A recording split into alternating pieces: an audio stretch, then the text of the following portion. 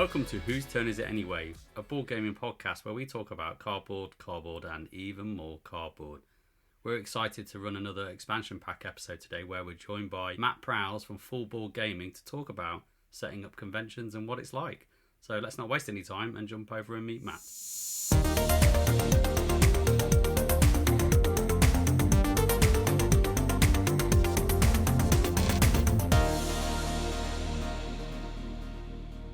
So we've got another guest on the show. We want to welcome Matt Prowse to the expansion pack episode. So Matt, welcome. Good to have you. Thanks. It's so nice to have you be invited. Thank you so much.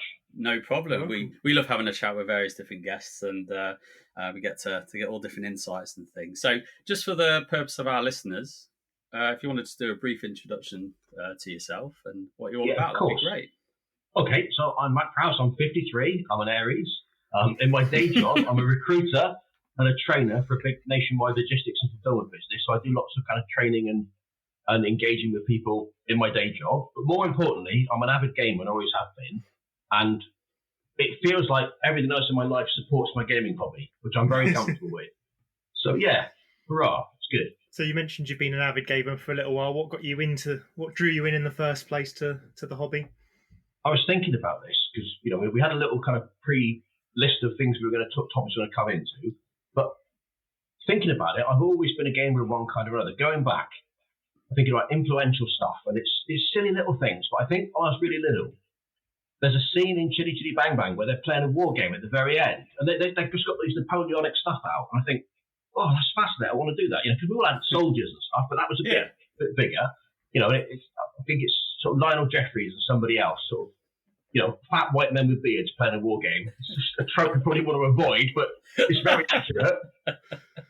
And then other sorts of gaming. I had a little kind of Astro Wars game console. I've always been to computer gaming. I was fascinated with the concepts of MUDs, sort of fantasy role-playing games online through teletext.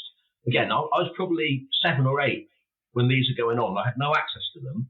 But then, university gives you access to the Joint Academic Network, and suddenly you can mess up your degree and just sit and play MUDs and build adventures for people, through Circle and Deku stuff. It feels like decades ago now, but it feels like another world. Yeah. But it was just so much fun, and I think I've probably had too much fun in life, really, and gaming is a part of it, whether it's card games, board games, war games, computer games, but kind of role-playing games were really my thing when I started kind of properly gaming and, into my adulthood and university and stuff. But like many of us, it's really hard to get a consistent role-playing group together. But you can still tell stories, and you can still have the experiences with a good board game.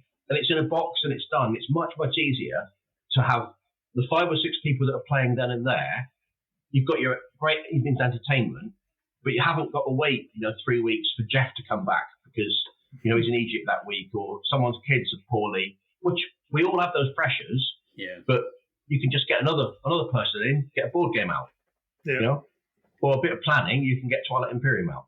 I was counting the minutes until TI has been mentioned, I thought, and he's going to mention it, because this is probably the answer to your next question, which is, if I was to say, what was your favourite game ever, what would you pick? Is it Twilight Imperium? It is really tough, and Twilight Imperium floats to the top, and it's much more accessible to play online through Tabletop Simulator. There's a huge community.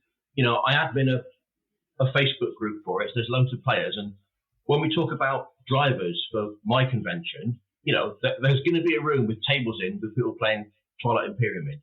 But I'm going to flip back from that. I like games with stories. I like asymmetrical games that get people together and are more an event than just playing the game and doing something else. So there was a card game called originally Jihad and then Vampire: The Eternal Struggle. And that's probably my favourite game ever. It's just sublime, it's great. Many of the things I get from Twilight Imperium, I get from playing the Eternal Struggle, but it's just so much harder to get it to the table. It's out of circulation. You can get it, but it's more specialist, because the community is much, much smaller, just that bit harder, but it's just fabulous. And it presses all my card game combo buttons, different stories, so many different decks that can be in there, all asymmetric, different ways of playing, and it's just fantastic. Nice. But there are lots of other games that press those buttons as well and sort of, come in. And I'm sure if you asked me in a week's time, I'd probably think of a different one, something else I've played. Yeah, I mean, And we'll probably talk about old games in a bit, and that there are probably some surprises in there. Some games I really like, some games I really can't abide. You know, we've all got them. It's all different, though. Yeah. I think a really strong kind of aspect to my character. I don't mind. People can play other stuff. It's all good. Yeah, exactly. It's the healthy mindset to have, isn't it? Is I like what I like, you can like what you like. Yeah. Just might not play what you like, so. But we're all in the hobby together. Crossover. Yeah, there's probably some crossover, and we can find something that, you know, I like to do sort of map civilization type asymmetrical games. We could find one. You know, it might involve fleets of ships. You know, always bits of plastic ships and armadas that we can take other people out. Yeah, I mean, I have to talk about this, Matt, because you kind of answered a call that. So we've known each other for a few years now, right? Mm-hmm. And you've answered one of our calls when we were trying to fill up our Twilight Imperium kind of events, and you were like, "I'll play." So you obviously came over and obviously joined us for a few games in the past. But the one game that still sticks in my mind is the last one that you came over for. And I have to tell everyone this, where basically Matt was playing the Emirates of Hacan, who are basically the Space Lions. Space Lions, right? One of my favourite races in there, absolutely. Yeah, you can tell, right? So the way Matt was wheeling and dealing, right, as if he was Del Boy off Only Fools and Horses, is I've never seen anyone to kind of take to the character and the role of that faction to the point where you go into like a newsagent and you have that scam where it's like,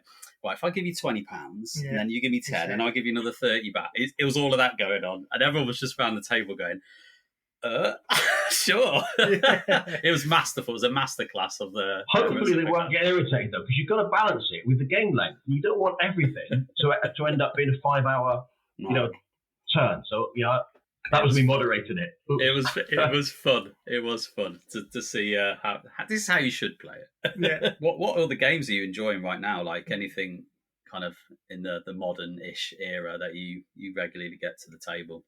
Yeah, well, I've got the travel bug after COVID, because a load of holidays kind of saved up, and I seem to be on holiday all the time. But travelling, CMH, we played a bit of Concordia. That's a real good one. Yeah. We like the different action things and the different sizes, and I think the combination of card play and worker placement and everything is a strong one. I've been playing so much Dune Imperium. I'm absolutely fabulous game. I love it. I've been teaching it at games clubs and getting it out. I love the expansions. Everything adds to the game. Even the smallest little tweak, like you're familiar with Dune Imperium. Yeah. Family Atomics rule in the latest expansion. It just allows you to clear the deck row and see more cards in a game. And that change, because there's a couple of hundred cards, and you only see 30 of them in any given game. It just gives you much more opportunity, and that's a fantastic ad. Yeah. I found that I haven't played the Immortality, because I think it's in the Immortality expansion, isn't it? The Atomic. That's right. We're literally got a game of it tomorrow night. Can't wait. But yeah, I've only ever played up to the Rise of Ix, but yeah, every time I've played it, even just base Dune Imperium, it's always been a delight. It's been a joy, and that that victory point, that one VP that you earn is like, it feels like epic. I've got one VP. Oh God, I've earned that. When you get to 10 and someone pips you to 11, you're like, no. But it's just every VP feels earned. And it's such a good feeling. Whereas in a lot of games, you're playing to 200. So, one VP is just like, meh. Yeah. But this Are you playing with Immortality tomorrow then? Yeah, first time for me. Yeah, it's good. It's good. So let's move on then. Let's move on from kind of a bit about your kind of favourite games and into full board gaming and the seed of the idea. And where did this come from? Because obviously we've known each other a few years, played a few games at TI, and was this a seed that was bubbling around in your brain at that point? How did it start? It definitely was. I've always organised little gaming events, maybe 30 or 40 people. We've got some really good gaming venues around Devon. Devon is literally gaming nirvana. There's so much going on. But I wanted to organise a con. I've been to other cons. I have a thing in my character when I see something, and it can be a bit of a sort of twat thing. I think, I could do that better. And I can't always, but sometimes, you can contribute and you can tweak things and you can make things so you can add value. I think with the way the world is, less international travel because it's getting more expensive. Some sort of UK-based holidays, it's growth area. I travel so many times to go to gaming events. I'm quite happy to do it. Spend a weekend, train travel, hotel costs, food. So I'm sure other people will. So, not just my events and football gaming, but I'm hoping that many, many more people will spawn these events all around the country because there's tens of thousands of gamers. I love UK Games Expo, but most of my gaming friends don't go to it. So whatever 20,000 people are there, there's another 100,000 people that aren't attending. I'd love them to come to Expo. Expo's awesome. Please get a ticket and go. Yeah, definitely. Yeah, but also go to your local events. But COVID happened, and sort of originally I was going to do something at the same venue for maybe, 50 people over maybe one night. But after COVID, I do lots of other local things in Torquay, and I see hoteliers through sort of school events where we're talking about work and apprenticeships and things like that. And we were just looking around the rooms again, and I was chatting to the sort of organisers of other events. We could do something, couldn't we? We talked about it before. They were really up for it.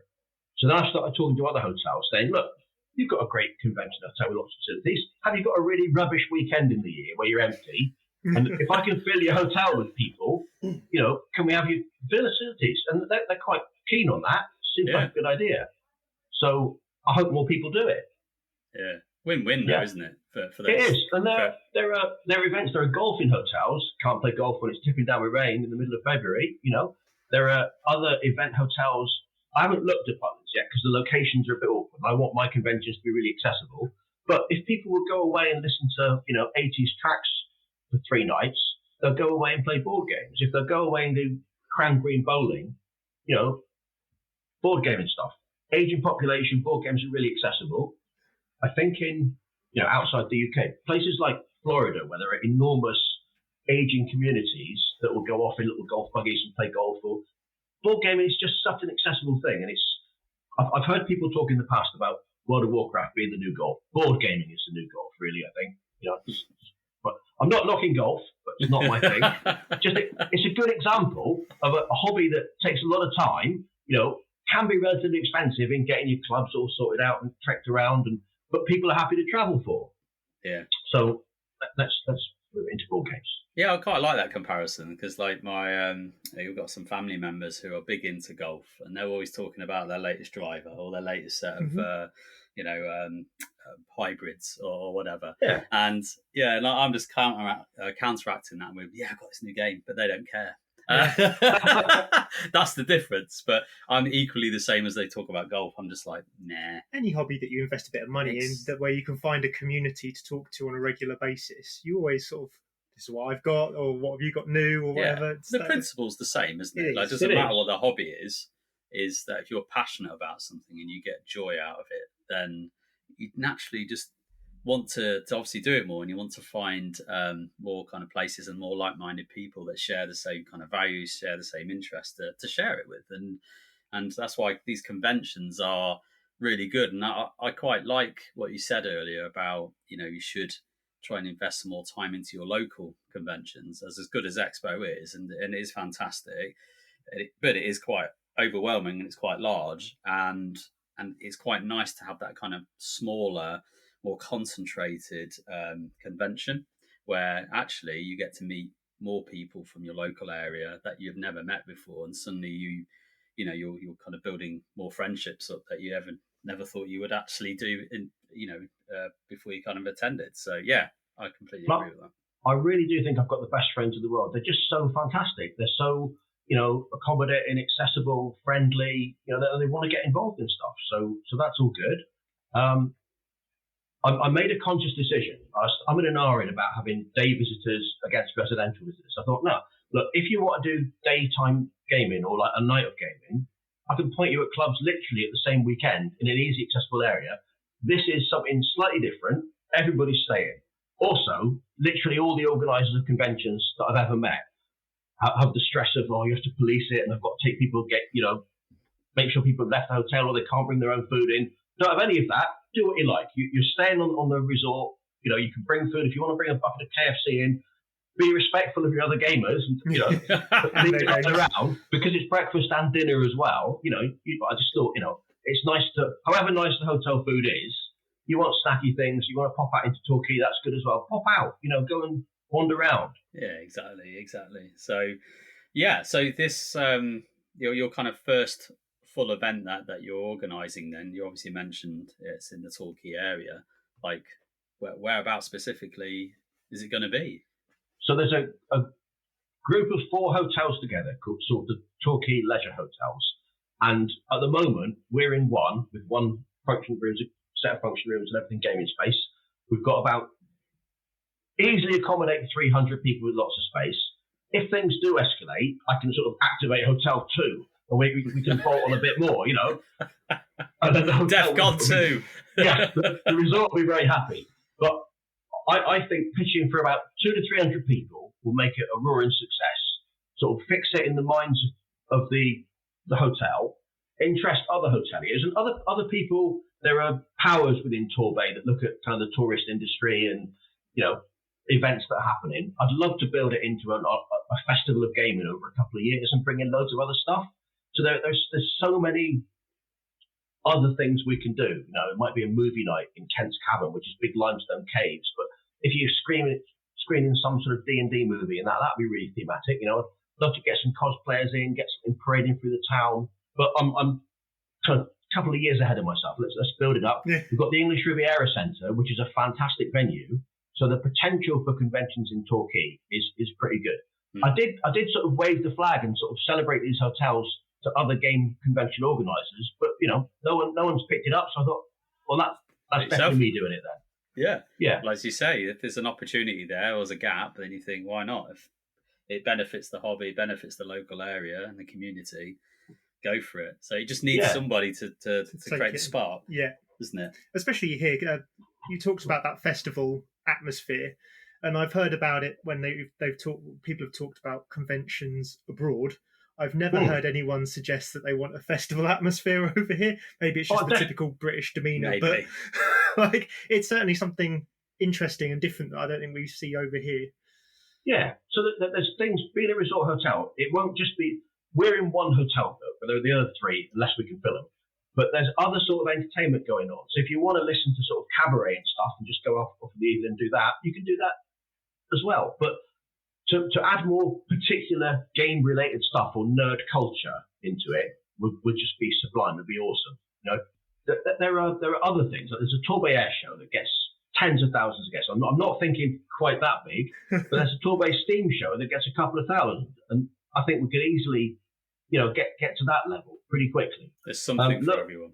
Yeah, loads of seaside towns like this though need more events. So if you're in, a Victorian seaside town with lots of somewhat creaky 3-star Victorian hotels, do the same thing. Yeah, exactly. It's just lots of potential. All you need is table space. It's so easy. Hotel kind of event organizer thinking, well, what do you need? What have we got to do? Tablecloths? What do you think? What, is that it? That's it. Yeah, it really is. We'll bring our own games. It's just, we've got plenty of them. We never have time to play enough of them. So it's. And we're a pretty mellow group. We're not going to be sort of chucking chairs around or outrageously drinking. No. I'm very much hoping. So if that's your idea, please don't come. Yeah, we don't want you there. If no Viking cosplayers, no. No Viking cosplayers, no. Well, in the Viking cosplayer area as we grow it. Yeah. We'll have a designated area that they cannot leave. That's fair. I mean, so what's the kind of like differentiator that you're wanting to try and achieve then with your convention then, Matt? What's the difference? So you said that you went to other conventions and you think actually you see opportunities to improve and do different things. So like what is it that, like, what's the culture? What feelings do you want people to get away or come away from your convention? I should say that often I rethink myself and think, no, that they've got that covered and that's perfect for here. But I've volunteered at loads of things. I volunteered for charity things. I've volunteered at other people's conventions. And I'm just thinking, hang on a minute. If I'm volunteering for someone else's financial gain, that's not fair. So I'm not going to make a big deal of it, but nobody at football gaming events will be a volunteer. Everybody will be paid. And the guests are paying a premium for that. Everyone will have a couple of quid added to their overall price But, the maths are pretty easy to do. If you've got 300 people who all pay £2 extra to make sure the staff are paid, that's 40 working hours at 15 quid an hour you can afford to do. So you just got to build it into your model, and then everything works. I'm not doing this to make my fortune. I'm doing it really to enable me to attend more events and plug mine, but mainly to attend more events and play lots of games. Yeah. But, if I can get the business to pay for my train tickets and claim the VAT back on them, it's little savings like that make a difference. Yeah. If I'm there professionally, that's the reason. No, that makes sense. It makes sense. Cool. Again, because it's a closed group in a sense that it's residential. Nobody's just joining for the day. I did on and on, but that's I think is a little bit different. And we're going to focus on what I want from a con. I want to be able to get there easily because I don't drive. So I want a train to get there, maybe a little bit of a walk, carry bag, then I'm done. I want a snug, comfy room that's nice and clean, but I don't need to stay at the Ritz because I'm not going to be in my bedroom. I'm, just to sleep in it and go out and play games. I don't want a timer to click off when I've got to sort of stop. So our gaming rooms are open 24/7. I'm not expecting anyone to game 24/7, but if they want to, they can. It'd be nice to be able to clean around them a bit at sort of some point. Sweep around. We're gonna have a games library, so that's a sort of standard thing. And the bar has been set really high by the conventions. I'm so impressed by how many games are in libraries now. So that's a good thing to kind of keep up with. Yeah. That's pretty much what I want from it, really. Gaming space. I love Expo, but I don't really love it to go and play games. The rooms are a bit too loud for me. So my game at Expo has been doing the organising and helping out with other people. And my worker placement is getting people to the right rooms and making sure they've got their tickets and stuff. But I think about 100 people per gaming room with plenty of space is enough. And then you go into the next room. If everybody wants to cram into one room and have 300 in one room, I suppose that's up to them. But then if someone wants a quieter space, there's just more quiet spaces. Yeah, you're right, and it is very loud, isn't it? Like the sensory overload that can be in that like gaming hall 3 at Expo, and you kind of just zone it out after a while. Yeah, until you walk outside and go, bloody hell, I can actually hear it. I know, but you can't police people to calm it down and keep the noise down because it's just impossible. It's unreasonable to expect them to because they're having fun and fun is loud. Yeah, absolutely. Absolutely. But if I can bolt on a room with a couple of tables for Twilight Imperium, have a sort of an upstairs room with some little competitions going on. And I'm going to run some sort of casual tournaments with the idea of, we'll see who wants to be in the tournament. They're responsible for going off and playing their games. Tell us what the scores were, and then we'll announce the second round. But there should be minimal organising of stuff, and people will do their own thing.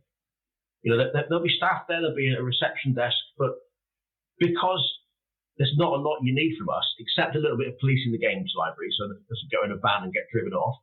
But there's not a lot of stuff that we need to help you with.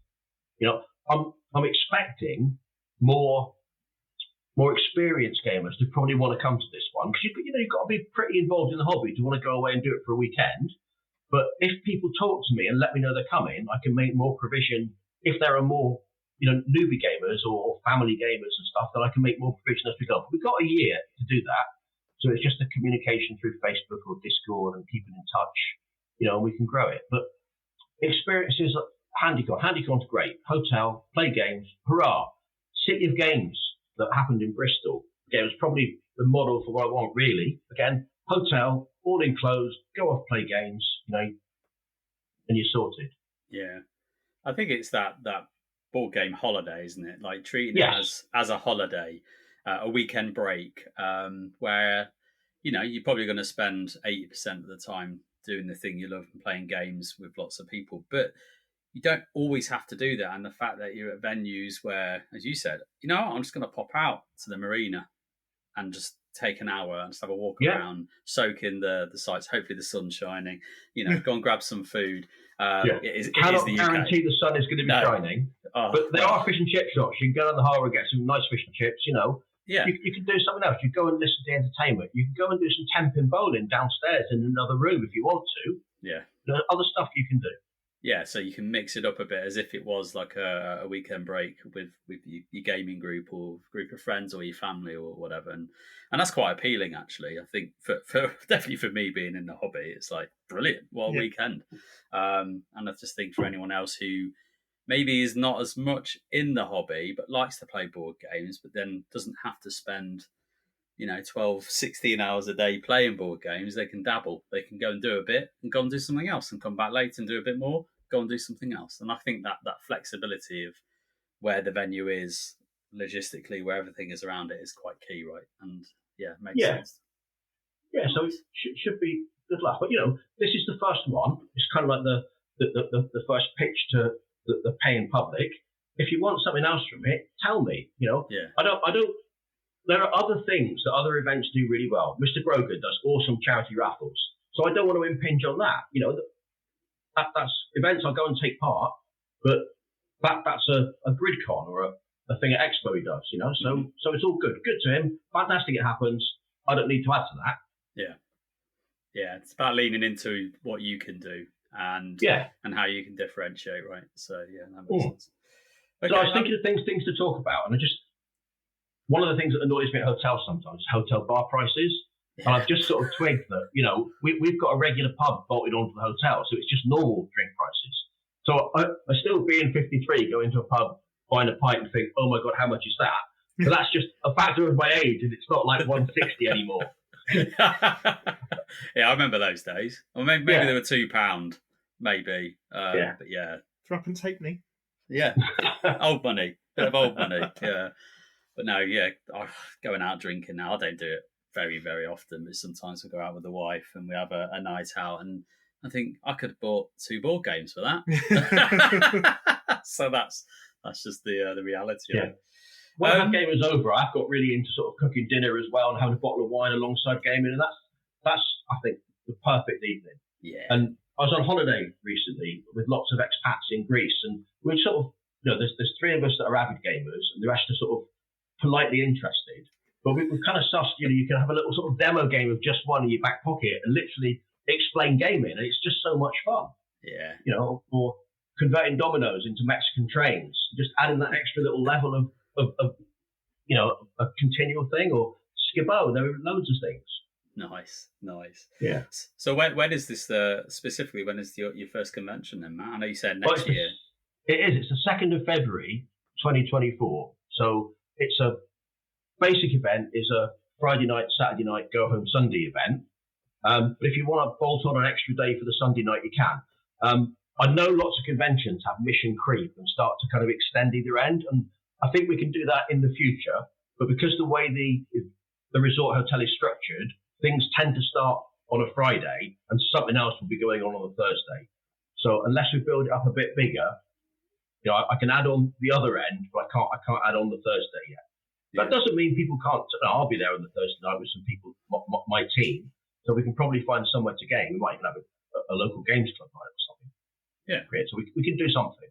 And, I'm hoping £144 per person for the event, plus £40 if you want to bolt on another day, is reasonable. It's less than I spend when I go to equivalent other events, and I think adding a decent evening meal in sort of helps out with that. Yeah. No, absolutely. But you're useful candidates to pitch that. What do you think? Pricing all right, sort of thing? Sounds good to me. Yeah. Yeah, sounds good to me. I mean, I've spent more. Yeah. Easily spent more. And as you say, and then you are spending, you're beholden to kind of where you are with the prices of food and drinks and things. And a lot of these places, you can't just nip out and I'm just going to go and get my own food, because you'd have to get in your car, you got to drive into the centre or somewhere, and you just can't be bothered. And usually when it's a town or an area you don't know well, you're kind of less likely to go and do it, aren't you? But if you're well catered for. Yeah, or when you come back, somebody quite rightly is saying you can't bring that into the hotel, sit in your car and eat it, Yeah. They should do that because that's the rules of that convention. And very much understand it. That's why these events happen. But I can avoid that bit, mainly because I don't have to do it. Yeah. You don't have to do the policing of it because it's a game. Kind of moving the conversations. That's a bit about what full board gaming is all about and kind of when it is. And we're all looking forward to that. So kind of moving a bit backwards to the process of building a convention and what it takes to kind of go through it, because it's all right for us. We just turn up at the end when everything's done and all the hard work's been kind of expended. But for someone like yourself who has to have the seed of the idea, has to go through what does this convention look like? What's the vision of it? What should it feel like? I mean, where do you start? Like, how do you start? Where do you start specifically to build your convention? Or is there any advice you can give to people maybe thinking the similar thing? I think, you don't have to be someone like me to do it. To start off with, organising something requires some skills. So you get some practice in organising something, but most work opportunities, you can get some skills in organising something for your work. So get some practice. Go to some events that are similar to what you want to do. Go to other people's events, because you should anyway, because you're supporting the board gaming community and the hobby and everything. And understand, what do you want to present? What do you want to add to the kind of the hobby atmosphere? What do you want to add to the events? Where do you want to do it? Where do you see the gap? Because when I'm looking at where to have events, and I'm looking at having other events in different places, I don't want to clash with someone else's. You can never stop clashing with something somewhere. But if you're 300 miles away, I think that's fair enough. Different catchment zone, everything. Okay, so you got some experience. You know what you want to do. Consult, get opinions, because people will be happy to talk to you. We're all pretty open community. Get on Facebook, and just ask. Ask if you can get involved in someone else's convention. Can I help? There's lots of volunteering opportunities. I've moved away from volunteering, but I'm extremely grateful for all the opportunities I've had. Love Expo, love the Expo team, love all the people I've met, love the directors, love the event. I've just, there are opportunities for other people, but it's really good work experience as well. Lots of people that volunteer need a bit of practice in getting those skills, and they're really transferable. So it's all good stuff. You set up any business, you want to do something, have a plan for 3 to 5 years, and sort of start penciling out. It doesn't have to back a cigarette packet. Just look at what you're going to have to put into it as to what you're going to get out from it. Now, for this sort of venture, I'm putting some money in and quite a lot of time, and nothing's going to come out for a while. For instance, I've made bookings, made commitments. My payoff event isn't until February next year, so I have to kind of plan that out in stages. But you should have an expectation that you are going to have to put quite a lot in yourself running any business. And be realistic. Look at your commitments. Look at what you want to do. Make it fun. Make it something you're engaged in, because you don't want stress. Again, fantastic mates in the board game industry that just seem very, very stressed about it. And again, I'm lucky that I can't do. I never get stressed, but I've got good ways of managing it through going off to conventions and playing board games. Really, yeah. Yeah, that's the irony, isn't it? That's your release valve. So when your convention's getting too much, I'm going to go to another convention and just release the stress. Well, absolutely. Or I'm just going to lock myself in a room and play TI for the next 12 hours. It's all good. But when you've got your idea what you're doing, you've got a convention, look at venues, but practice your pitch. My buddy Dan was on Dragon's Den, and he was successful with his pitch to the Detective Society. But, practice it. Make sure it sounds like a good idea to you, and it probably sounds like a good idea to other people. Be professional about it. Amongst our nerdy gamer community, just make sure you're giving a flash presentation and you understand it. You can answer questions, and then if you've got a credible idea, people will jump into it. That's my sort of tick list, really. So you guys, there could be a Whose Turn Is It Anyway convention coming up in the future. Who knows? We've not even thought about it, but sounds like something JP's organising. Yeah. Thanks, Adrian. Yeah. He knows I love organising. I'm the one that is the. You are. Basically, I'm a project manager. By craft. So what do? I manage time and people and getting things done and delivered. Right. So there's no secret that. Behind the scenes, I'm just whipping everybody and go, come on, guys, let's get everything move on. And behind the scenes, I've got my Gantt charts and timelines and things going on now, because I like organising stuff, Yeah, don't get me excited, man. Stop getting me excited. Someone like myself, I've organised a couple of games nights, and I've organised a couple of tournaments and all that kind of stuff, and all the sort of those first few sort of bits you talked about, I was nodding along, and then after that, I'll be honest with you, I was like, oh no, that sounds like a lot more. Have you got any sort of tips or anything to go from maybe that small sort of someone who organises their local events, like I believe you haunt my old local of Clifton Road Games and run some events there in the past. Yeah. Quick plug to Clifton Road Games, because it's one of the best gaming shops I've ever been to in my life, anywhere in the world, and sponsor of my event as well. So, fair play. Yeah. There we go. We'll put them in the show notes. But how do you go from sort of organising those nights and those local tournaments and stuff like that? What's the big first step from going from that to potentially a convention or something? I think the big first step should be: am I having fun doing this, or am I stressed as hell? And if you're having fun doing it, then escalate, do some more, make it bigger. Look at what you can do. Get people in overnight for something. Do something for an evening and the following day over a long weekend. Build it up. I would also build a team. Get people involved helping you. Do it as a sort of a non-profit, just a fun thing. And if you can turn it into something more structured and you start to involve hotels and contracts, then you really need to make it a business and set up a limited company just to protect yourself as well. But I'm 53 now. I'm talking to students and apprentices and things at school events. I wish I'd set up a company decades ago. So I challenge everyone: do it before you're 53. It's much easier than you think. Yeah. There are technicalities about it, and you need to think about your commitments and your sort of legal obligations. But they're not that challenging if you're small scale. You just need to understand what they are and make sure you adhere to them. Yeah. So I was worried about sort of tax returns and stuff for this coming tax year. Hang on a minute, haven't earned 10 grand, don't need to worry about it. We're safe. Yeah, it's just a bit of research, isn't it? But knowing that and doing your research, you can. I've spoken to accountants and solicitors that they're interested in startup companies. Because startup companies become bigger companies, and they'll give you a bit of free time at the beginning and their advice to get going. So I'm very grateful, for all the help and support I've got. I set up a Facebook group and invited all my gaming friends into it that I wanted to be involved. So look, if you're happy to contribute, jump in and give me your opinions. And I can't tell you that I've gone with everything because I've got a structure that I want to have. But again, that advice is fantastically useful and really good. And it builds relationships. Again, you transfer in skills, and there are so many skills in organising things that will help with pretty much any careers.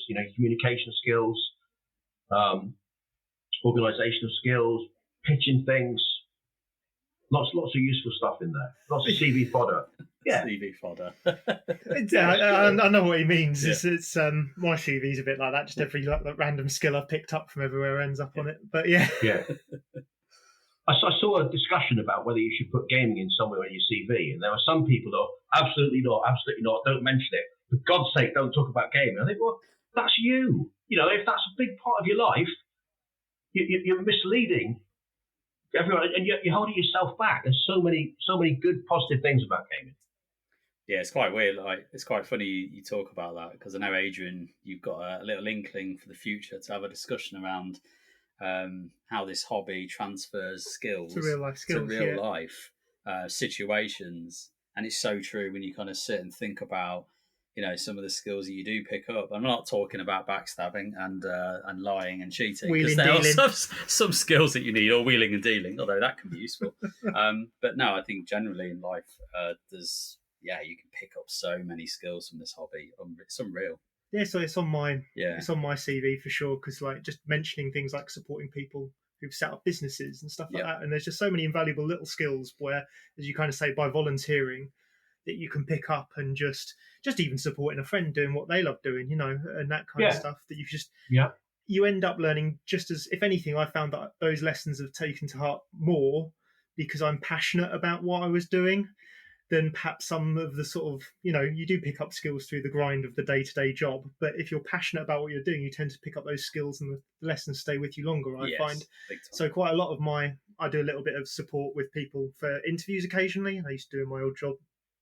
And I used to tell them all the time, if you're something you did that you think applies to a question you've been asked, and it's something you're passionate about, talk about it, because the passion will come through about it when you talk about it, right? And so it's kind of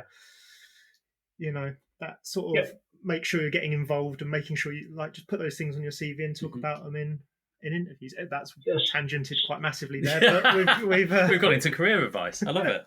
Yeah, but it's important, and so many things, learning things quickly, understanding rules, picking up, teaching, support, Spoodles. Easy, another podcast in there. So that'd be a good one. It's on the lineup. It's on the lineup. Yeah, coming soon this summer. Yeah, I think. pretty much. Yeah, pretty much. Good stuff. Anything else you want to add to that, Matt, in terms of building convention? Any kind of the challenges you've faced that you want to share and go, you know what, lessons learned? Don't do that. Well, Don't do well, I've got some. I'll happily come back and talk about them. But so far, it's been pretty challenge free. Everybody's really open about it, and that's a great idea. Let's go for it. Yeah. And other conventions and other gaming industry related things are all really positive. And I think it's you plug my convention, I'll plug your shop or convention. It's a really great way of building the whole community. Yeah, this industry is great for that. I think in the fact that people are just happy to help each other. It's not like, oh, we'll do it if you just do this thing where you have to pay us money to do it. Like literally, I'm generally happy to contribute, aren't we, and make this hobby grow, and we want to get this hobby out to as many people as possible because we love it, and we're just like we want to get everyone in the church. Yeah. Well, I think you've got to respect as well that these things are people's businesses, so if it's going to enhance them, they're probably going to listen to you. If you're just trying to crib something for free, they're probably not going to listen to you. So it's about mutual support and development. So that's great. We talked about a bit about the convention. We talked about how you can kind of go about getting your own convention started and taking some lessons learned and advice from yourself, Matt. But more importantly, like for those who are interested in full board gaming, how do they book? How do they very, very importantly, yes. It's probably the most important thing. How do they say, I'm coming to the convention, I'm interested, let's go. I want to come to Torquay. So they go to fullboardgaming.com and they click on the link for the Torquay convention, which is the first one coming up at the top of the page, and they just phone the booking team. So the venue have a booking team that are open from sort of 8 till 6 p.m. every day. They call through the booking reference that's on the web page, and they just make the booking. They talk about any special dietary requirements, whether they want an apartment or family room or exactly what they want to do, and then we can get them accommodated and get them in. Simple as that. Yeah. It'd be nice if they join the Discord or the Facebook group and then talk to us and let us know they're coming, get involved in some discussion, plan some games and things. But when I go to cons, I don't really want an itinerary of I've already got this arranged. I just want to say, that's cool. Let's go and jump on that one. Don't mind the other way. I know buddies will plan out the entire games that they're playing, but I don't want the extra pressure. I've got to finish this by 2:00 to go to that game. Let's play this game. Yeah, it's quite free sometimes. Sometimes let's play this game again and again and again. let's keep playing. Yeah. Yeah, no, I think there's different people who like to do it in different ways, aren't they? Some people like to know that when they turn up, they've got a game right at the start. And I'm like that, to be fair. I like to know that I get there at 9, I'm going to hit the game straight away. But then you're right, it depends on how long the game goes for. You don't know who you're going to be playing with. Don't know if they've got time constraints separately. You just don't know, do you? So it's quite nice to have the free form, I think, and see how it goes, see who's got what on the table, have a wander around, see who needs players. Can I join you? Yeah, great. Suddenly we made 3 more friends, that kind of stuff. So, yeah. Cool. Yeah. We're going to have all the details for Full Board Gaming in our show notes. So if anyone forgets exactly what we've just said, we'll have all the links and in the description. So just check them out there. Yeah, we can get people to your site. Great. Okay. Let's move on then, Matt. We do a section with our guests, and basically this is Adrian's brainchild, by the way. And I'm actually going to let you, Adrian, introduce it. Yeah, because it's your brainchild. I feel like if I explain it and introduce it, I'm taking something away from you. And I think, no, this is Adrian's baby. So niche number 1's, off you go. What is it? So niche number 1's is a question with something very niche and not quite like not a generic what's your favorite board game or anything like what's your favorite board game with this addendum on it, right? And normally what we find is they sound like ridiculous questions, but then when you start talking about that game, you find out these little treasures of games or people's favourites that they may not talk about all the time, but that I'm with you, yeah. That they just sort of kind of hits a certain sweet spot of, in this situation, this is absolutely my favourite game. So that was kind of the concept and the idea. So we kind of do a few episodes and we ask a handful of questions, and then following those episodes, any of the guests get a handful of those questions asked to them as well. Okay. So let's kick off with the first one then. So your favourite game that you don't know why? Okay. That's the interesting. I'm pretty good at knowing myself, and I kind of know the things that press my buttons. So can I just twist it into I don't quite know why? So Terra Mystica, I absolutely adore Terra Mystica. It's got lots of things in it that I really like, but I'm not quite sure why I like it so much. And I play it now, let's crack it out and get going. I love the asymmetrical nature of it. I love that it's challenging. I love that it's not balanced. I love trying to kind of compete against. Oh, I know you've got a really good race. I'm still going to get you. Yeah. I love the argument sometimes as well. And people say, "Oh, that's not good. You have an advantage." I love the discussion. It's kind of, and it's weird because it was refined a bit. Gaia Project is a smoother version of Terra Mystica, but I don't like Gaia Project. Really? I should do, but some of the things they've taken out of it, some of the tightness, because I don't want to get into too much detail like Gaia Project, but the satellite networks, you can cross over in Gaia Project, but you can't in Terra Mystica. Yeah. This is my land and you're not coming nowhere near it. It's a big wall, basically. Like, you can bugger off. It's you're not coming through. Yeah. Yeah, but I like that sort of contested element in Terra Mystica. And I like to sort of take that element about I got there first. You can see where people are going to go because you know what colours they like.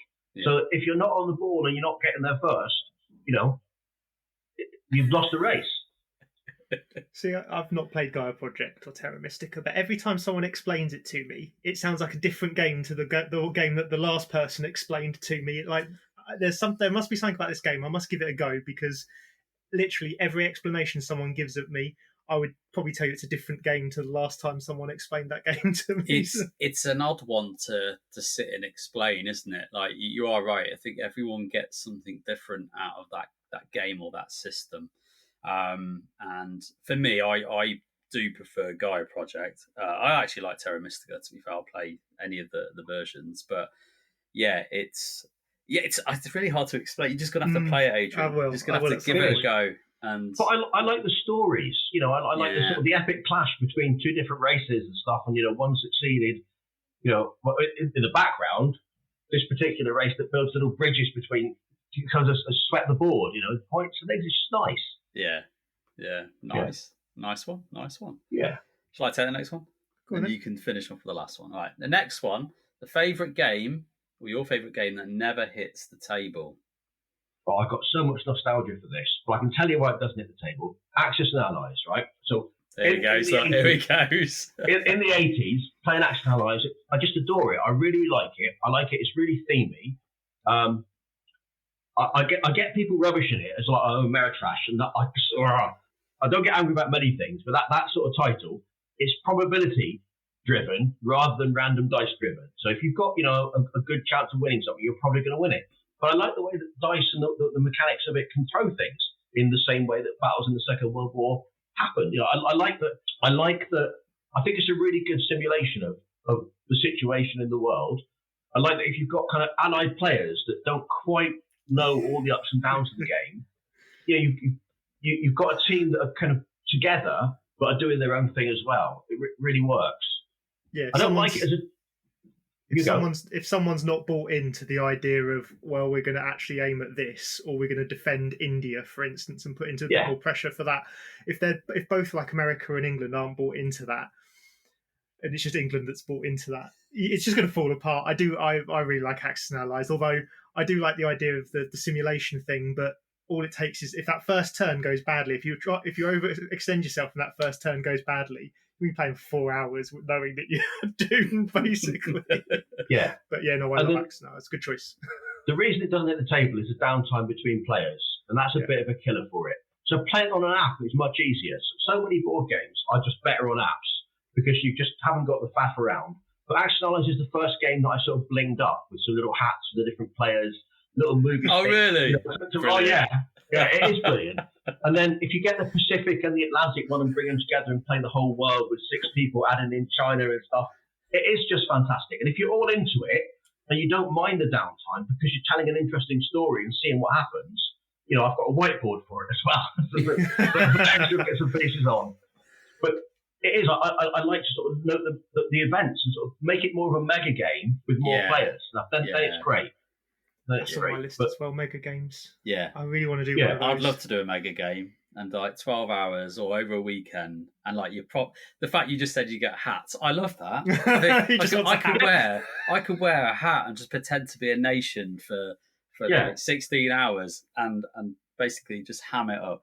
Like literally, I'd love that. That's going to be great. You need to get War Room to the table, Adrian. It sounds like we've got someone who's able to host now. So. Yeah, there we go. Yeah, there we go. Have you got War Room? I have got War Room. Yeah. Oh, can we get a game in?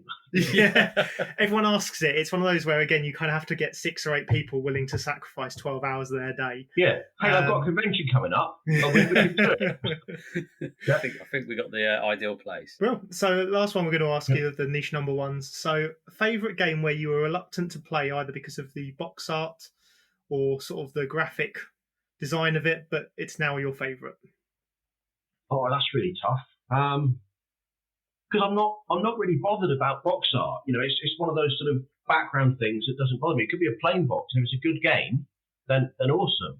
I think box art can be really misleading as well. Oh, there's a Dragonlance gemstone game or something, and the box looks really kind of TSR, dragons and sort of Dragonlance story and stuff. And it's like a 10 by 10 grid with 10 little coloured gemstones on it. And you think, hang on. So it's not a bad game necessarily, but the box art is completely irrelevant. And like a movie trailer, you know, you can tweak the box art any way you like. Put a picture of the game, and people playing it, and I'm more happy to play it. So I try not to be like, oh, I've got one. Right. There you go. So I'm not going to go into favourite games here because I love all the bling people bring to terraforming Mars. Right? I love the little plastic bits, but whatever their setup is, that will only get me through about a quarter of an hour, then I'm bored with it. So more, but whenever I see it at conventions, they're more and more epic kind of little tiles for the game. I think these are cool. 3D printed, love it. But then, it's the game still. So it's almost the reverse of your question. So I apologise. It's a niche number 0. Yeah. And I should like everything about Terraforming Mars. I just don't. Yeah, well, you kind of fall a little bit in the TM camp, don't you? Yeah. I know you've got Ares Expedition, which you like. I prefer Ares Expedition. For me, it's just I like the mechanics. It's just spread out over 4 hours when it doesn't need to be. Typically, especially like I think a lot of the tactics and strategy can come from drafting, and drafting adds like half hour onto the game easy. Yeah. So I'm kind of I like it. It just takes too long. Yeah. Ares just sweetens it. I do agree, like, slowly, because the card art is... I've made my piece on that before. I don't like the card art on it, or the complete random mix of it. But you're right. Every time I see a new dual-layer player board or a new set of plastic or epoxy bits that people have made, I always think that does look good. It's really good. Yeah. And I loved your episode about board game bling. So nice. Good.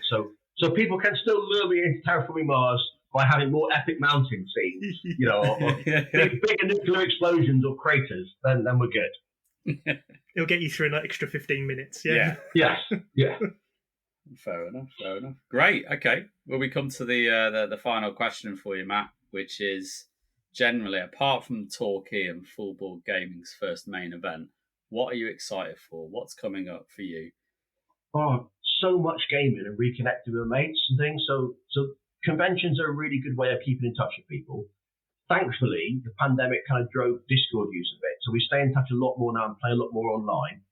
Board Game Arena and tabletop simulator things. But it's just not the same as face-to-face, spending time, having a couple of drinks, catching up about all the sort of periphery of board gaming as well, and families, and just, meeting their friends and the people they persuaded to come along as well. So off we got. It's an ever-growing list of events coming up.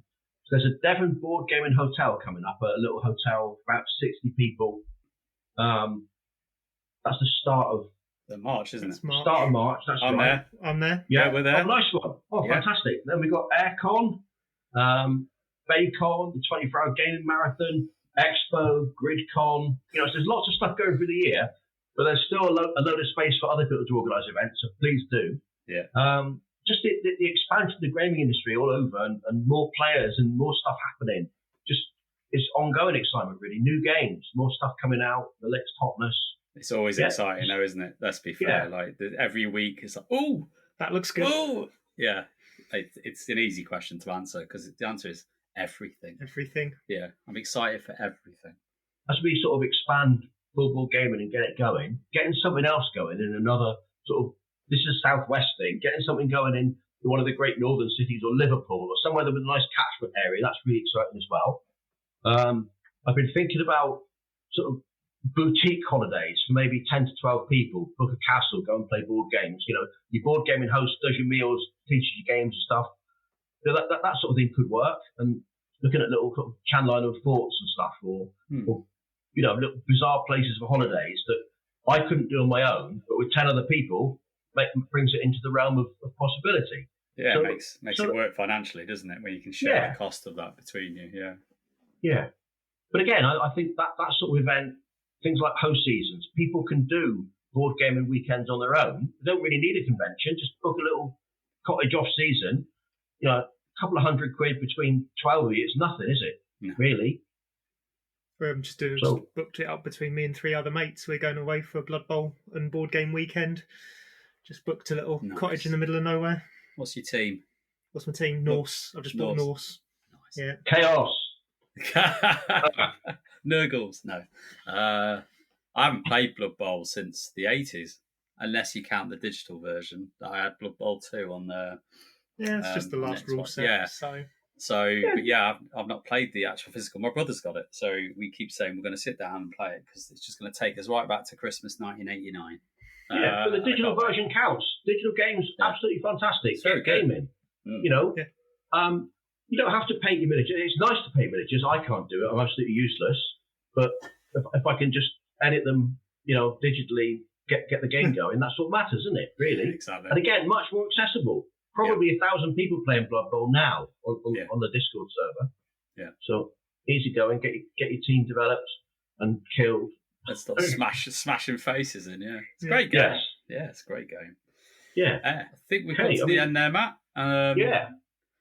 Anything else you want to add? No, just shouting out for other exciting things. Assassin's Creed Mirage. Pre-booked that today. So I'm a firm believer in all kinds of aspects of gaming are all good, and everything starts to merge into each other. I'm sure they'll end up being Assassin's Creed board games.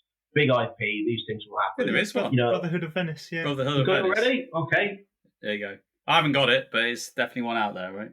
It's a lot on the second-hand market. Fair enough. Yeah. Okay. So I'm sure there'll be a good Assassin's Creed board game out there at some point. Controversial. We've never played it. But I've seen a lot for sale and only delivered a couple of months back. Fair enough. Other than that, honestly, thank you so much for having me on the show. Really, really appreciate it. It's nice to meet you, Adrian. You know, good to reconnect with you, JP, as well. Yeah. Good to talk. So, thanks again. No, it's been good to have you on. Yeah, thank you for joining us and chatting all about your convention, and we look forward to seeing how it develops, and hopefully we'll hear about your progression over the coming year. So yeah, yes, please come. Yes, everybody, check it out. Check out the site. Yes. Great stuff. Thanks, Matt. Cheers, then. Cheers. Good night.